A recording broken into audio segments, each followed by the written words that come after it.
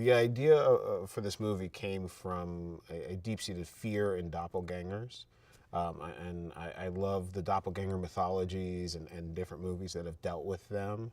And I just desperately wanted to make my offering to that sort of pantheon of evil double films. I think what really made it come together for me, that brought this idea together for me, was this idea that we are our own worst enemy, which is something I feel like we know intrinsically, but it is a truth that we tend to bury. We tend to blame the outsider and blame the other.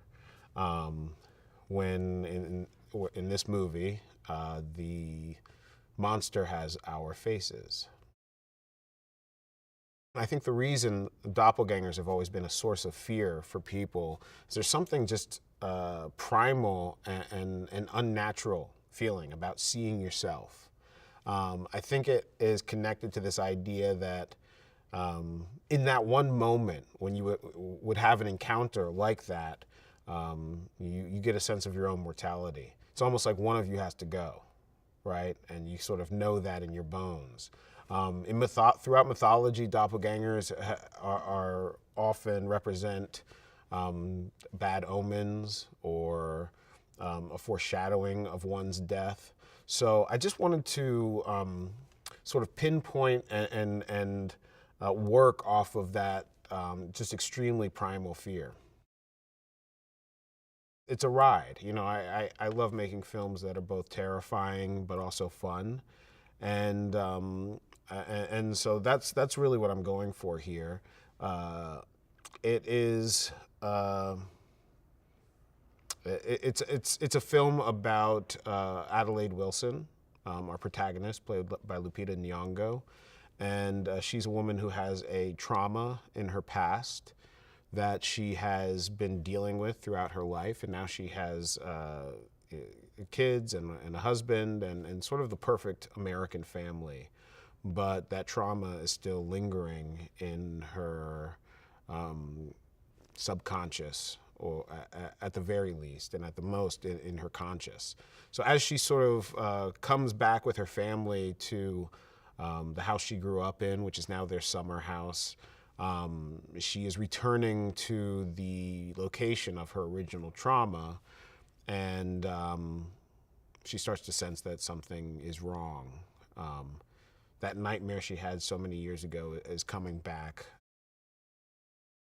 Santa Cruz has just a real fun vibe on the amusement park and the boardwalk there.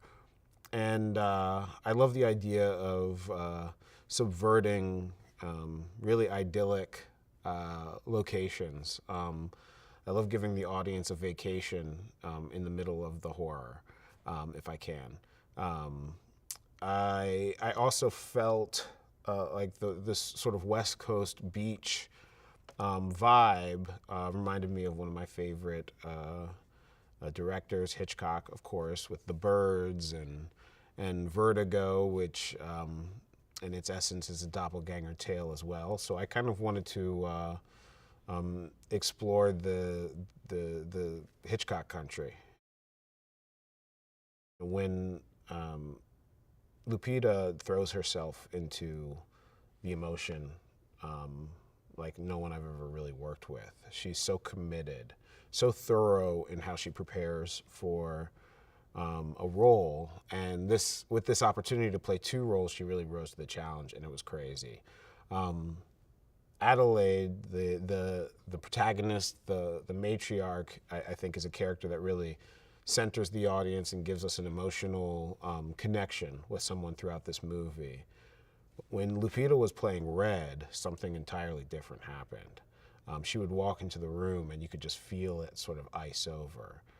She has this amazing anticipatory presence in that character, and you just know within moments of meeting her that she holds all the cards. Winston Duke plays Gabe Wilson, Adelaide's husband. He's a very fun, charismatic character. He, on first look, He is a sort of patriotic patriarch who is kind of a goofy dad, but one that has a certain enthusiasm and spontaneity that sort of makes him the spirit of the family. But he doesn't think too far before he acts, and that's been a little bit of a strain in his relationship with Adelaide, and then he plays Abraham, who is Gabe's tethered. Abraham is a terrifying presence. He's big, he's hulking, and he is sort of single-minded, a very